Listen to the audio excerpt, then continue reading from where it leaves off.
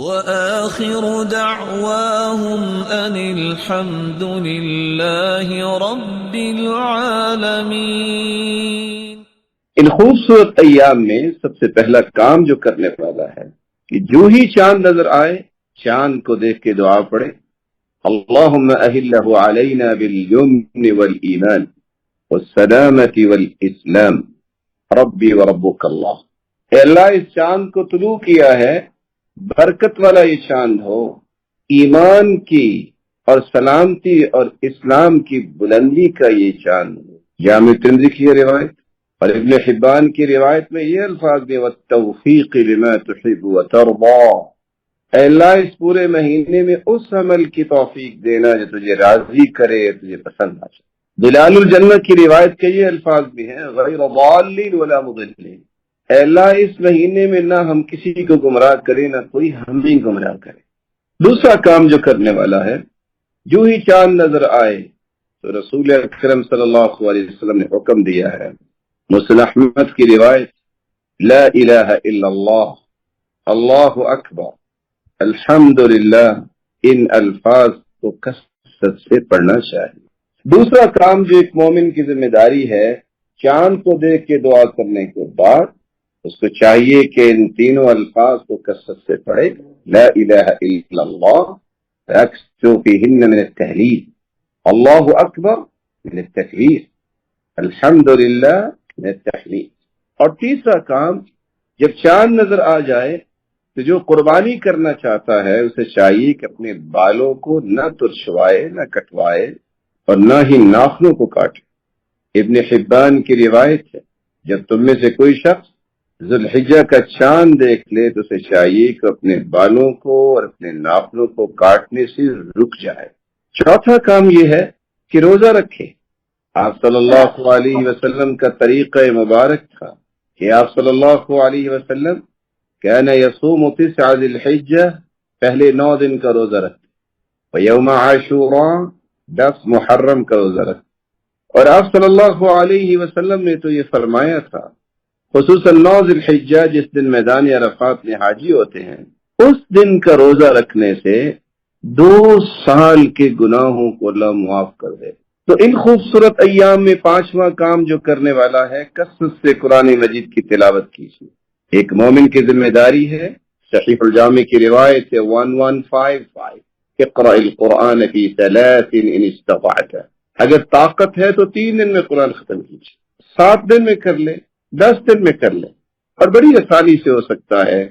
یکم ذی الحجہ کو سورۃ الفاتحہ سے لے کے آل عمران مکمل کر لیں، 2 ذی الحجہ کو سورۃ النساء سے شروع کر کے سورہ مائدہ مکمل کر لیں، 3 ذی الحجہ کو سورۃ انعام سے لے کے سورۃ توبہ کو مکمل کر لیں، 4 ذی الحجہ کو سورۃ یونس علیہ السلام سے لے کے سورۃ اسراء تک مکمل کر لیں، 5 ذی الحجہ کو سورۃ الکہف سے لے کے سورۃ النور تک پڑھ لیں، 6 ذی الحجہ کو سورۃ الفرقان سے شروع کرے اور سورۃ فاطر مکمل کر لیں، 7 ذی الحجہ کو سورۃ یاسین سے شروع کرے اور سورۃ حدید کو مکمل کر لیں، 8 ذی الحجہ کو سورۃ مجادلہ سے لے کے سورۃ الناس تک مکمل کر لیں، اور 9 تاریخ کو یوم عرفہ کے دن روزہ ہے، کثرت سے دعاؤں میں اپنے آپ کو لگائے۔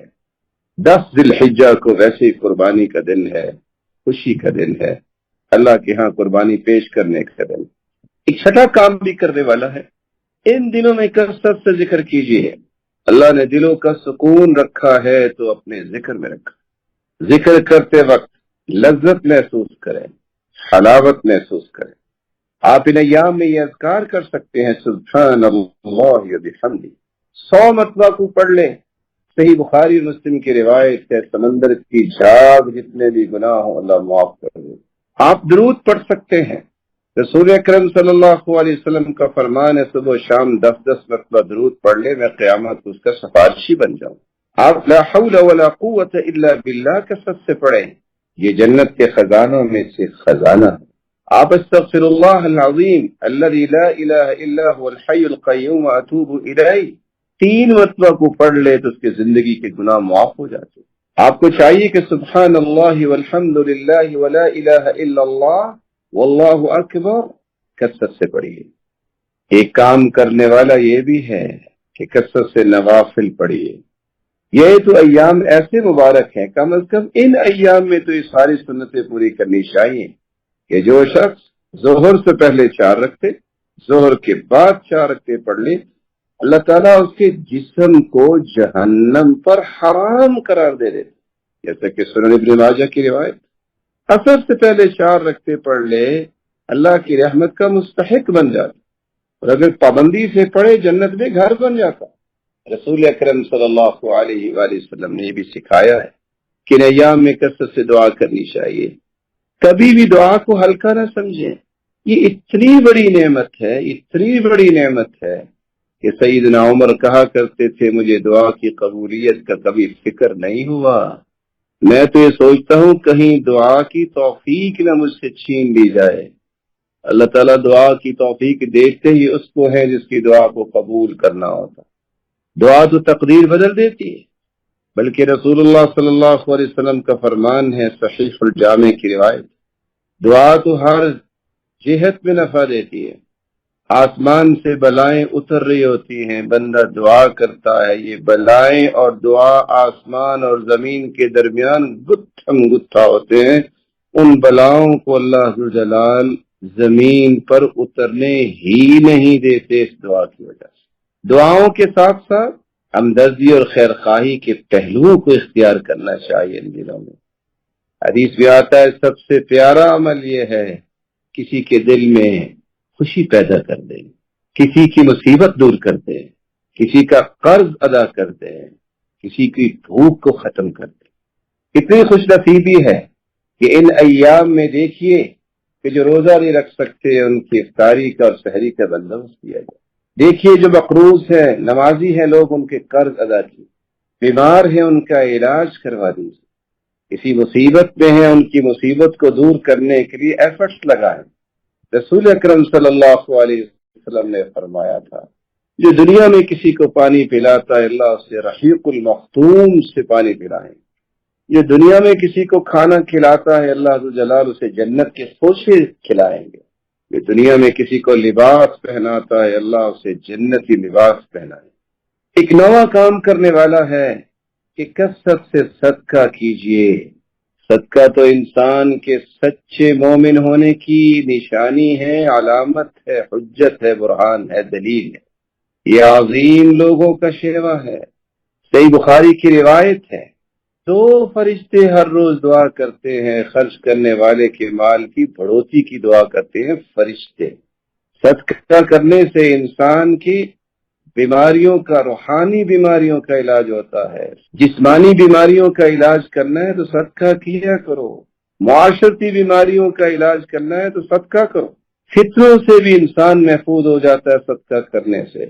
صحیح الجامع کی روایت ہے پانی آگ پہ ڈالے تو آگ ختم ہو جاتی، صدقہ کرنے سے سارے گناہ معاف ہو جاتے۔ اللہ ذوالجلال کے پیغمبر نے تو یہاں تک فرمایا کہ میں قسم اٹھاتا ہوں صدقہ کرنے والے کے مال میں کمی نہیں ہوتی، اس میں اضافہ ہوتا ہے۔ یہ برکت کا باعث۔ چارپائی پہ بھی موت آتی ہے اور بری موت بھی لوگوں کو آتی ہے، اللہ سب کو اچھی موت عطا فرمائے۔ بخاری مسلم کی روایت ہے اللہ کے غصے کو ٹھنڈا کرتا ہے، صدقہ ٹھنڈا کرتا ہے۔ بری موت سے بچاتا ہے تو صدقہ بچاتا ہے، انسان کی قبر کو ٹھنڈا کر دے گا یہ صدقہ۔ صحیح ترغیب کی روایت ہے جو صدقہ کرنے والا قبر سے نکلے گا تو دھوپ میں نہیں، سورج کی تپش نہیں، صدقہ اس کے لیے سائبان، امبریلا اور چھتری بن جائے گا، عرش کا سایہ اسے نصیب ہوگا۔ بخاری مسلم کی روایت ہے جو صدقہ کرنے والا۔ آدھی کھجور بھی اگر کوئی صدقہ کرتا ہے تو اللہ اس کے بدلے بھی اسے جہنم سے آزاد کر دے۔ 10 تاریخ کو ایک کام اور کرنے والا ہے، قربانی کرے، صلی لربک وانحر، عید کی نماز پڑھے اور قربانی کرے۔